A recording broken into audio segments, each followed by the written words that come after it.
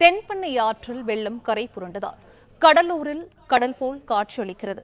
கூடுதல் விவரங்களை செய்தியாளர் லெசிராஜா வழங்க கேட்கலாம். லெசிராஜா வணக்கம். இது குறித்தான விவரங்களை பதிவு செய்யலாம்.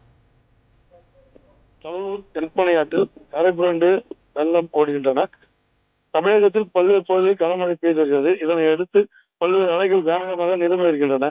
இந்த நிலையில் சாத்தனூர் அணையிலிருந்து நீர் திறக்கப்பட்டுள்ளதால் தென்பெண்ணை ஆற்றில் வினாடிக்கு 1,70,000 கனநீர் செல்கிறது.